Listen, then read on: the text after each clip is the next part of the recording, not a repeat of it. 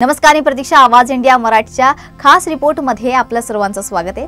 आणि आजच्या खास रिपोर्टचा खास विषय म्हणजे आजचा खास दिवस, तो म्हणजे अश्विन पौर्णिमा. पौर्णिमा आणि विशेष म्हणजे कोजागिरी पौर्णिमेचं हिंदू धर्मात महत्त्व असल्याची आख्यायिका आपण अनेकदा ऐकली आहे. मात्र बौद्ध धर्मात देखील या पौर्णिमेचे विशेष महत्त्व आहे. आजच्याच दिवशी भगवान बुद्धांनी दिलेल्या उपदेशांचं पालन करत वर्षावास संपन्न झाला आणि संघ धम्म प्रचार आणि प्रसारासाठी गावोगावी जाऊ लागले.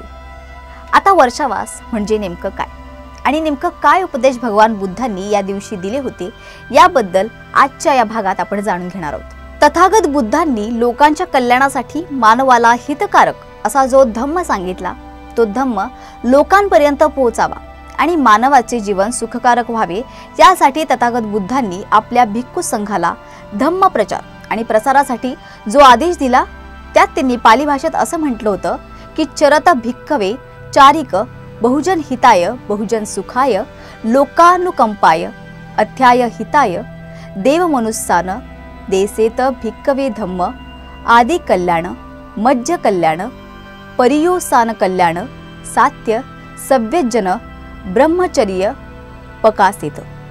याचा मराठीतील अर्थ असा आहे की भिक्खू बहुजनांच्या हितासाठी, सुखासाठी, लोकांवर अनुकंपा करण्यासाठी, मानवांना कल्याणकारी धम्मोपदेश करण्यात तुम्ही प्रवृत्त व्हा. प्रारंभी कल्याणपद, मध्यंतरी कल्याणपद आणि शेवटीही कल्याणपद अशा या धम्म मार्गाचा लोकांना उपदेश करा, असं यावेळी बुद्धांनी संघाला म्हटलं. तथागत बुद्धांच्या या आदेशानुसार भिक्खू संघ धम्म प्रचारासाठी सर्व ऋतूत चारही दिशांना पायी फिरायचे. या तिन्ही ऋतूत त्यांना अनेक संकटांचा सामना करायला लागायचा. नैसर्गिक संकटांचा सामना करून प्रतिकूल परिस्थितीतही ते धम्माचा प्रचार आणि प्रसार करायचे. या काळी खूप पाऊस पडायचा. पावसामुळे पायी फिरणं भिक्खू संघाला अशक्य व्हायचं. पावसाच्या काळात भिक्खूंना भिक्षाटनासाठी जाता येत नसल्यानं त्यांची उपासमारही व्हायची. एवढंच काय, तर एका ठिकाणावरून दुसऱ्या ठिकाणी जात असताना नदी नाल्यांना आलेल्या पुरात अनेक भिक्खू वाहून जायचे आणि अनेक भिक्खूंना यामध्ये जीव देखील गमवावा लागायचा. पावसाळ्यात अनेक आजारांचा भिक्खू संघाला सामना करावा लागत होता. हे सर्व लक्षात घेऊन तथागत बुद्धांनी भिक्खू संघाला आषाढ पौर्णिमा ते अश्विन पौर्णिमा या कालावधीत एकाच ठिकाणी विहारात राहून धम्माचा अधिक अभ्यास करत आसपासच्या परिसरातील उपासकांना धम्म ज्ञान देण्याबाबत सूचना दिल्या. आषाढ पौर्णिमा ते अश्विन पौर्णिमा हा काळ वर्षावास म्हणून तेव्हापासून सुरू झाला. वर्षावास या शब्दाचा शब्दशः अर्थ होतो पावसाळ्यातील निवास. वर्षावास काळात श्रद्धावान उपासक आणि उपासिका विहारात जाऊन धम्म श्रवण करतात.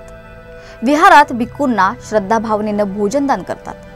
त्यानुसारच आजच्या या काळाला म्हणजेच तथागत बुद्धांनी त्यांच्या संपूर्ण जीवन काळात म्हणजेच त्यांच्या महापरिनिर्वाणाआधी 45 वर्षावास केले.